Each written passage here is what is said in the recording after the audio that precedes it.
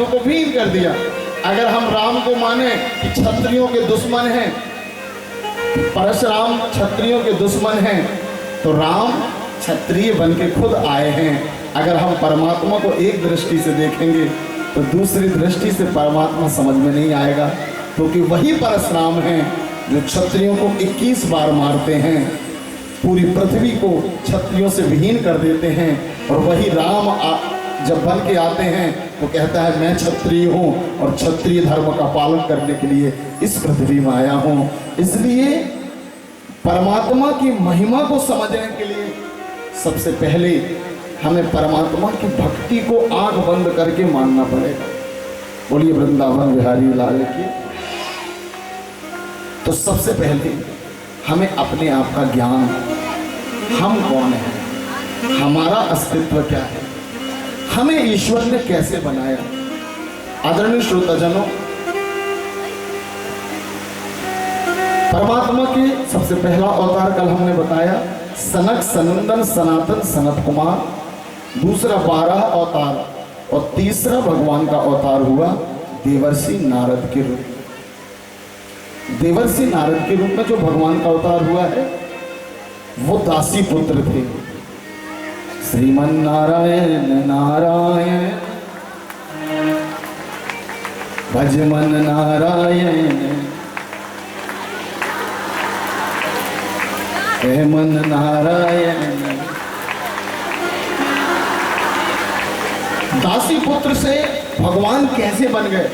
एक बात बताइए, अभी तक कहीं सुना है आपने कि कोई आपका नौकर हो और कोई मालिक ने अपने नौकर को मालिक बना दिया हो? कहीं सुना है? कोई बनाता है? लेकिन हमारे और आपके परमात्मा, आपको पता है नारद जी दासी पुत्र थे, तो भगवान ने तीसरे नंबर के भगवान देवर्षि नारद बना दिया। और लक्ष्मण राम के भक्त थे, और कोई होता तो सेवा ही करवाते रहता। लेकिन आपको पता है जब राम जी लक्ष्मण को कुछ देना चाह रहे थे तो राम को लगा कि मैं अपने लक्ष्मण को क्या दूं। तो सबसे पहले तो आप लक्ष्मण जी के लिए ताली बजाइए। इनके लिए कहीं कहीं कोई रामायण में ताली बजी है? लक्ष्मण जी के लिए कहीं ताली बजी है? आज हम ही बजा रहे हैं, क्योंकि इनने ऐसा कोई काम ही नहीं किया है जहां ताली बजे। जहां जहां मौका मिला है कि ताली बजती या मिलती, वहां वहां इनने अपने हिस्से की ताली किसको दे दी पता है? जब जनकपुरी में राजा जनक कह रहे थे कि लगता है यहां पर कोई सूरवीर नहीं है जो धनुष को उठा सके, लक्ष्मण में इतनी ताकत थी क्योंकि वो पृथ्वी और ब्रह्मांड को उठाते थे।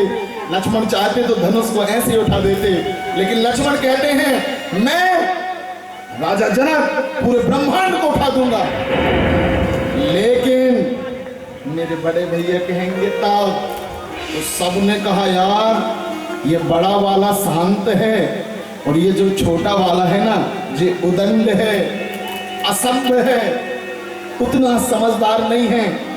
पर्दे के पीछे जाकर लक्ष्मण रोते हैं और कहते हैं मैं यही चाहता हूँ मेरी चाहे पूरी बुराई हो जाए, लेकिन जहाँ भी मेरे सामने हो तो मेरे राम की तारीफ हो। आदरणीय श्रोताजनों, मेरे राम की तारीफ। जिसने राम की तारीफ के लिए बुराइयों को दोनों दोनों हाथों से लिया है उसका नाम लक्ष्मण है। आपको पता है दुनिया में सबको ही आदमी सब कुछ दे सकता है, लेकिन तारीफ खुद ही लेना चाहता है। जब भरत आए तो भरत के साथ पूरी अयोध्या की जनता, बहुत ध्यान रखना, लोग अकेले में भले ही लड़ लें लेकिन सबके सामने चाहते कि हम अच्छे बने रहें। अयोध्या की जनता, ऋषि, पूरे पूरे संत महात्मा, बहुत ध्यान से सुनना, पूरे संत महात्मा, पूरे गोहराज समाज, पूरी केवट समाज, सब भरत के साथ आए हैं राम को मनाने। और लक्ष्मण बाण लेके खड़े हैं, ए भरत मैं तेरी जान ले लूंगा। सारे लोग कह रहे हैं ये बहुत दंड है यार, कहां के कहां ये राम का भाई बन गया है, कैसा शख्स है ये। राम जी ने जैसे ही भरत को हृदय से लगाया तो राम की इज्जत 1000 गुना ज्यादा। जब तक कोई नेगेटिव पात्र नहीं होता तो पॉजिटिव की इज्जत कैसे होगी।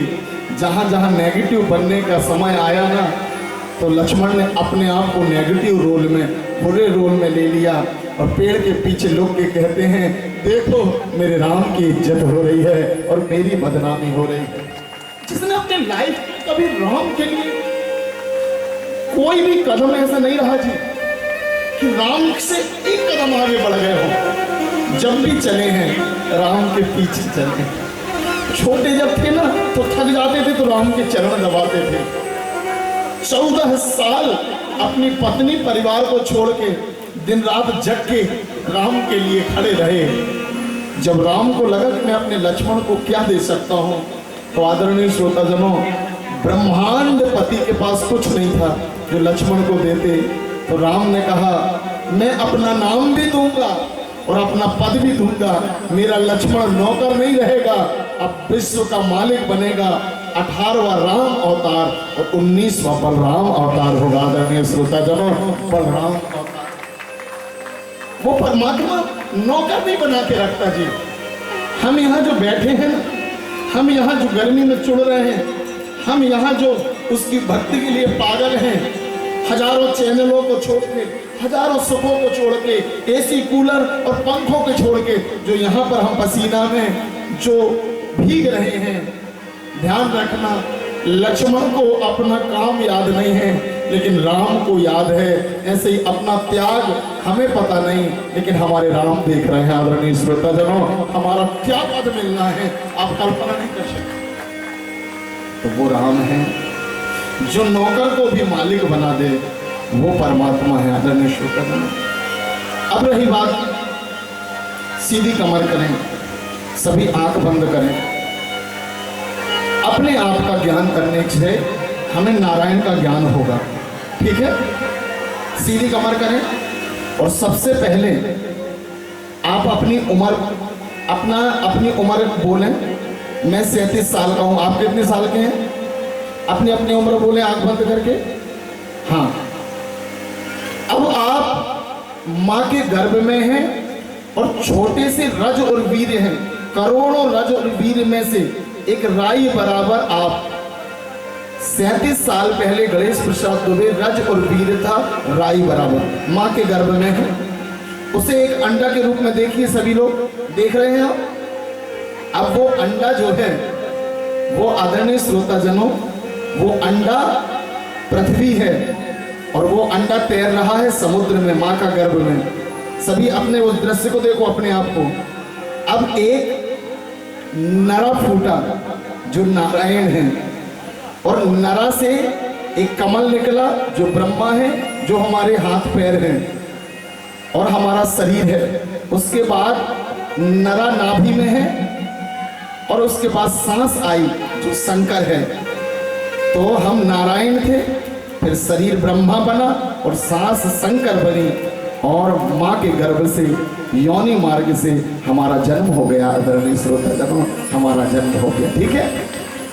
अब यहाँ तक हमारा है, जन्म हो गया। अब यहाँ पर देखो मेरे हाथ में क्या है। ये अपने आप का ज्ञान, हमेशा इसको कहते हैं ध्यान खुद का। ये मेरे हाथ में गेहूं है, क्या है? क्या है? अब इसको समझे नारायण। क्या है ये?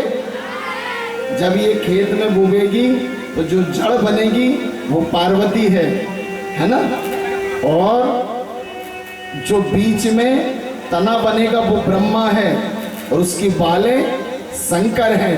और आदरणीय श्रोताजनों, दाने हम और आप हैं जो इस संसार में दिख रहे हैं। जोर से बजाइए।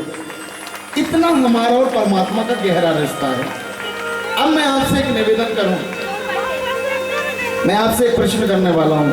एक बात बताइए, पहले अंडा हुआ या मुर्गी? कौन बताएगा? हाँ बेटा, अंडा तो मुर्गी देती है। अब तो मुर्गी तो अंडा से निकलती है। आप लोग बताइए, पहले अंडा हुआ या मुर्गी?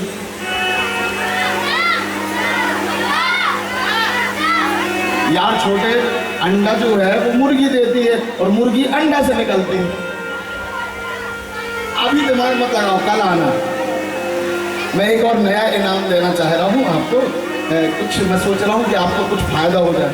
मेरी सामने 10.5 लाख की गाड़ी खड़ी है और ये अंगूठी और एक और ये घड़ी मैं इनाम देना चाहता हूँ। दुनिया में कुछ ऐसा बता दो आप जो 2 बनाए हो भगवान।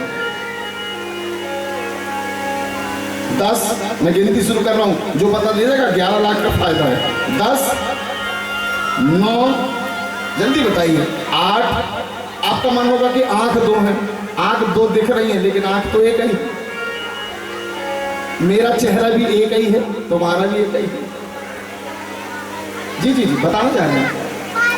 कोई चीज है 2, गेहूं एक, चावल एक, सोना एक, धर्म एक, आपका चेहरा एक, मेरा चेहरा एक, आपका अंगूठा एक, आपकी अंगूठी की रेखा एक, आपकी दृष्टि एक। इस दुनिया में हाँ खड़े हो जाओ, कोई चीज है इस दुनिया में, आज नहीं कल तक इनाम चालू है।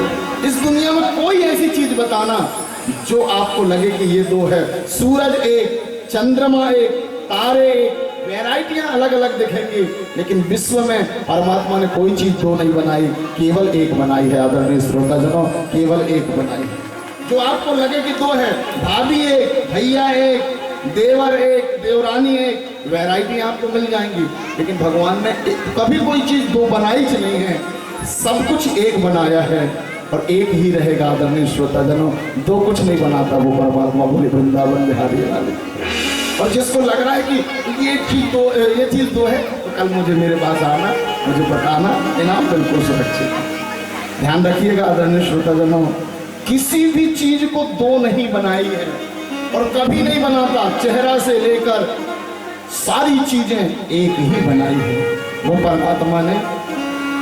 और आपने कहा कि अंडा हुआ या मुर्गी, तो मैं बता दूं, न दुनिया में पहले अंडा हुआ, न मुर्गी हुई, न पेड़ हुआ, न बीज हुआ, पहले नारायण हुआ और नारायण से सारा संसार प्रकट हुआ। आदरणीय श्रोताजनों, कृष्ण लीला में आपने देखा ना, ब्रह्मा ने जब बछड़ा चुराया था और मित्रों को चुराया था, तो कृष्ण ने अपने अंदर से प्रकट करके बताया, मैं ही संसार का निर्माता हूँ, मैं ही कच्चा माल हूँ और मैं ही पक्का माल हूँ। सारा संसार कहीं से बना है, उसका नाम है परमात्मा। आइए, लाली मेरे लाली जित देखूं तित लाल, और लाली देखन में गई मैं भी हो गई लाल। सारे परमात्मा की लीला है, इसको समझिएगा कि रचाया सृष्टि को जिस प्रभु ने, वही ये सृष्टि चला रहा। कई लोग कहते हैं, जब घर में लड़ाई होती है ना, तो कई माएँ कहती हैं मैंने जन्म दिया है इस बच्चे को। तो कई माओं के बच्चे ही नहीं होते, डॉक्टरों के पास 5-5 लाख लगा देते हैं, फिर भी बच्चे नहीं होते, सब नॉर्मल डिलीवरी होती, सब नॉर्मल रिपोर्ट आती है। कारण न तुम संतान को जन्म दे रहे हो, न हम दे रहे हैं। संतान को जन्म देने वाला, सृष्टि को बनाने वाला कोई और है। आदरणीय श्रोताजनों, उसका नाम परमात्मा है। तो घमंड ना करें, हम माध्यम हैं, वो कोई और है जो हमें माध्यम बना रहा। कि रचाया सृष्टि जिस प्रभु ने, वही ये सृष्टि चला रहे हैं। रचाया सृष्टि जिस प्रभु ने, वही ये सृष्टि चला रहे हैं। रचाया सृष्टि जिस प्रभु ने, वही ये सृष्टि चला रहे हैं। जो पेड़ हमने लगाया पहले, जो पेड़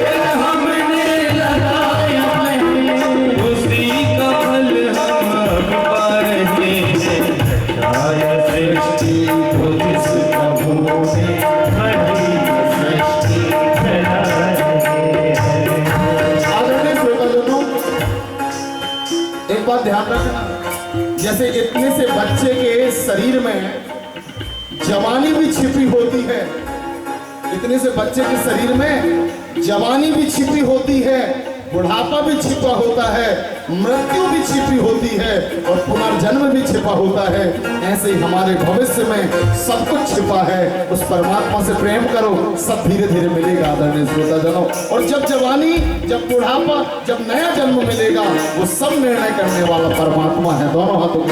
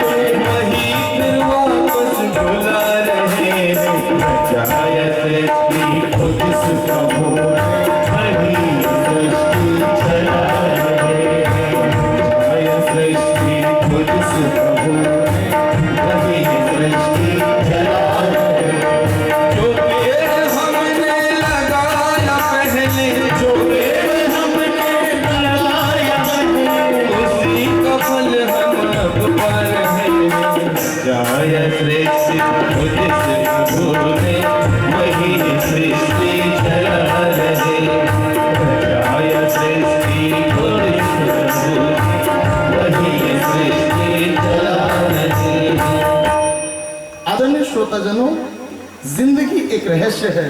कहते हैं ताल मिले नदी के जल में, नदी मिले सागर से। ऐसे कुछ है ना, एक गाना सा है, ताल मिले नदी के जल में, नदी मिले सागर से, सागर मिले कौन से जल में कोई जाने ना। कौन सा वो जल है जहाँ पर जाकर आत्मा विलीन हो जाती है। और एक बात और बहुत ध्यान रखना, लोग कहते हैं कर्म प्रधान विश्व करी राखा और जो जस कर्म सो, लेकिन ये पूरा सत्य नहीं है। जिस दिन हमारी आत्मा नई नई बनी होगी उस दिन तो हमारे कोई कर्म ही नहीं थे। वो दिन जो हम पहला कदम चले थे वो परमात्मा की इच्छा से चले थे, और जिस दिन हमारा अंत होगा कर्मों का वो भी परमात्मा की इच्छा से होगा। आदरणीय श्रोताजनों, हमारा कोई रोल नहीं है। जोर से बजाइए। तो जो भी है इन्हें समझना पड़ेगा।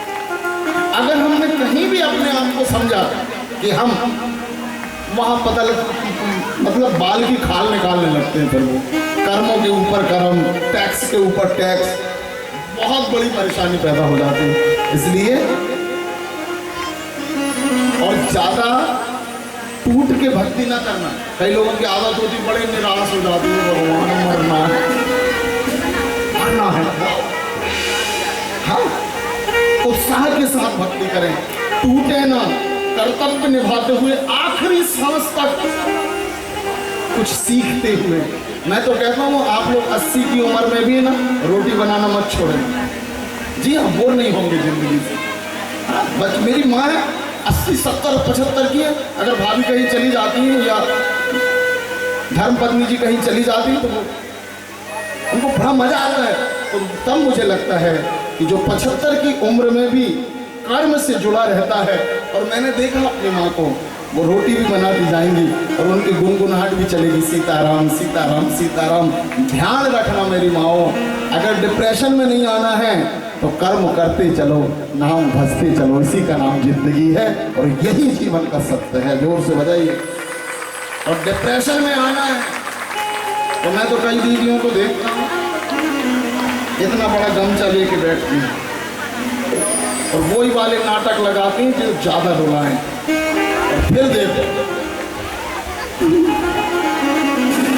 फिर बेचारा पति, फिर घर वाले बीपी की दवाई एक, शुगर की दवाई दूसरी, थायराइड की दवाई तीसरी, और काहे की ढूंढते हैं कि हमारा वाला दुख कहाँ कहाँ मिल रहा है। ऐसा नहीं, अपनी जिंदगी कहीं मत खोजो।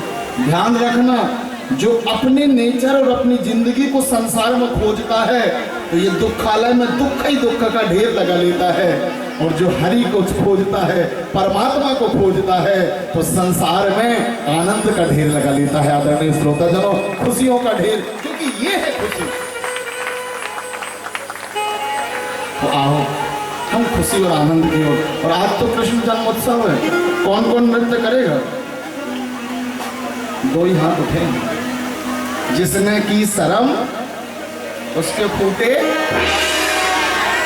यहाँ कर्म बनाने आए हो कि खूब नाच लेना। अच्छा एक बात बताऊं, मैं तो यहीं ठुमका लगा लेता हूँ बैठे बैठे। अच्छा आपको लगता होगा महाराज जी कुछ ज्यादा ही नहीं मटकते? मैंने एक कहानी सुन रखी, आपको भी बताऊं क्या? एक बार एक झाड़ूदार झाड़ू लगा रहा था, राजा निकला, उस राज्य का राजा घूमने निकला, झाड़ूदार की नजर राजा के ऊपर, बिल्कुल सच्ची बात, राजा की नजर झाड़ूदार के ऊपर। राजा ने कहा यार इसने मुझे सुबह सुबह देखा है, अब इसको झाड़ूदार ने इसको करोड़पति बनाना है। तो चुपचाप अंदर गए, और जैसे ही अंदर गया तो मंत्रियों को बुलाए, बोले उस झाड़ूदार को पकड़ के लाओ। अब झाड़ूदार का पड़ा, हे भगवान, सुबह सुबह अपन ने मनहूस चेहरा दिखा दिया, लगता है आज कोई सजा मिलेगी। जैसे ही राजा के सामने झाड़ूदार गया, झाड़ूदार का पड़ा, भगवान राजा जी माफ करो, आज के बाद सामने नहीं आऊंगा मैं। बोले घबराओ नहीं, तुमने मुझे सुबह सुबह देखा है ना, इसलिए तुम करोड़पति बनोगे। बेटा ये 2-3 ठो फुग्गा फोड़ दो, वहां से जनता जुड़ जाएगी। ये वाली है 2-3-4 ठो, बीच बीच के जनता देखने गई, और ऊपर की ओर 1-2 ऐसी शोभा क्या जो हमें अपनों से दूर कर दे, फोड़वा देंगे ऐसी शोभा। जी हाँ आदरणीय श्रोताजनों, यहाँ पर ध्यान दीजिए, बस हो गया ओके। तो वो राजा के पास गया, राजा से कहा कि राजा जी अब गलती हो गई, कल से नहीं देखूंगा। बोले नहीं, तुमने मेरा चेहरा देखा ना सुबह सुबह, इसलिए मैं तुम्हें झाड़ूदार नहीं रहने दूंगा, तुमको मैं करोड़पति बना रहा हूं। सच्चे? बोले हाँ। राजा जी कितने पैसे दे रहे हैं? बोले 5 करोड़। बोले वाह। राजा जी मैं ऐसे ही ले जाऊंगा तो कौन विश्वास करेगा कि जी गरीब करोड़पति बन गया? तो कैसे ले जाओगे? बोले बैलगाड़ी में ले जाऊंगा बैंड बाजा के साथ। बोले हाँ ठीक है।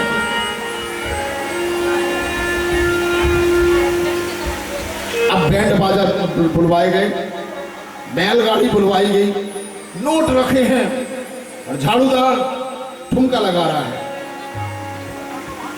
और बाजा बज रहे हैं। लोगों ने कहा बावरे पागल हो गया क्या, करोड़ रुपए मिल गए तो? बोले नहीं जी, पागल नहीं हो, होश में आया हूं। बोले कैसे? बोले सुनो, सुबह तक थे हम रोडपति, राजा प्रसन्न हो गए तो हो गए करोड़पति, और अगर शाम को राजा नाराज हो जाएंगे तो फिर हो जाएंगे रोडपति। ये करोड़ का कोई यकीन नहीं है। लेकिन सुनो जी, ये ठुमका जो है ना, कल भी हमारा था, आज भी हमारा, कल भी हमारा है। मतलब क्या है? हमारे राजा कौन है? सब बोलेंगे भगवान। हमारे राजा कौन है? पहले हम क्या थे, न जाने कौन सी योनि रही होगी, हमारे कृष्ण की नजर पड़ी तो ये शरीर मिल गया ना, तो हम क्या हो गए? करोड़पति। आंख मिल गई, कान मिल गया, शरीर मिल गया, है ना। लेकिन जिस दिन नाराज हो गए तो क्या होगा? राम नाम, और सबकी यही जिनकी हुई है वैसे ही तो हमारी होना है। लेकिन ध्यान रखना, ये करोड़ रुपए का शरीर तो ये छीन सकता है, लेकिन इसके द्वारा जो किया हुआ भजन है, इसके द्वारा किया हुआ जो व्रत है, और इसके द्वारा जो की हुई भक्ति है ना, और ये परमात्मा के सामने लगाए हुए ठुमके हैं ना, ये शरीर तो छिन जाएगा, लेकिन ये हमारे साथ पूर्ण बन के जाएंगे। आदरणीय श्रोताजनों, ये कोई नहीं छीन।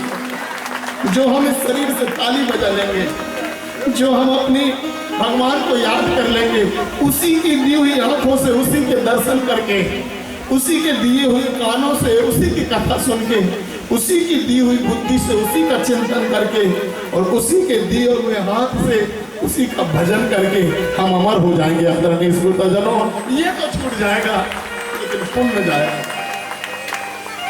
इसलिए मैं तो यही ताली बजा लेता हूँ।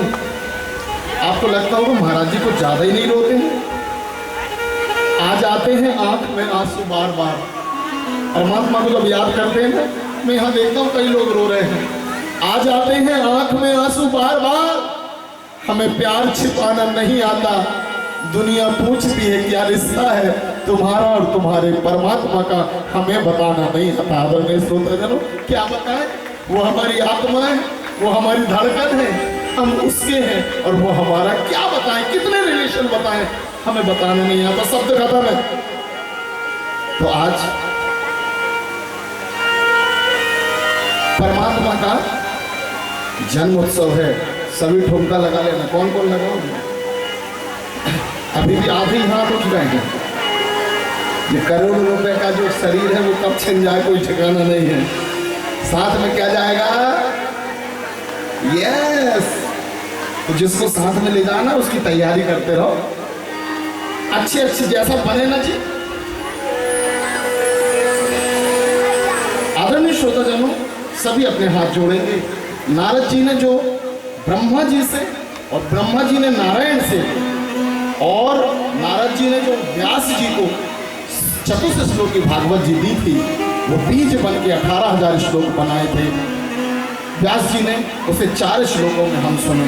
सभी हाथ जोड़े, बोलिए ओम नमो भगवते वासुदेवाय नमः। इन 4 श्लोकों को आप श्रवण करें। अहमे वासमेवाग्रे नान यद यद सद सद परम पश्चादहम यदेतच्च यो भविष्येत् सुसौम्यं यतर्था यत प्रतीयेत ना प्रतीयेत चात्मना तद विद्यादात्मनो माया यथा भासो यथा महन्ति भूतानि भूतेषु जावचेष्वनो प्रविष्टान्य प्रविष्टानि तथा तेषु न तेष्वम् एतावदैव जिज्ञास्यं तत्व जिज्ञास्वात्मना अनव्याव्यातिरेकभ्यां यत् स्यात् सर्वत्र सर्वदा। बोलिए चतुर्थ श्लोकी भागवत महापुराण की जी। अब भगवान के और अवतार आते हैं, जिसमें है एक है दत्तात्रेय अवतार। बड़ा अच्छा अवतार है। अत्रि जी और अनसुईया जी दोनों पति पत्नी हैं, और पति पत्नी जो होते हैं ना, इस दुनिया की ऐसी इकाई है जिससे विधाता संसार बनाता है तो जो जिन जिन की शादी हुई है वो ऐसे कर लें अपने आप। पहली बार कर रहे हो, नहीं तो अभी तक तो ऐसे ही करे थे। सही है कि कहाँ के कहाँ। ध्यान रखना, हम इस संसार को बनाने वाले विधाता हैं। विधाता का प्रतिनिधि विधाता के बराबर होता है। तो आप जितने भी ग्रस्त हैं वो विधाता हैं, लेकिन ध्यान रखना विधाता को लड़ना नहीं चाहिए। कई घर में मैंने देखा पति पत्नी बड़े लड़ते हैं,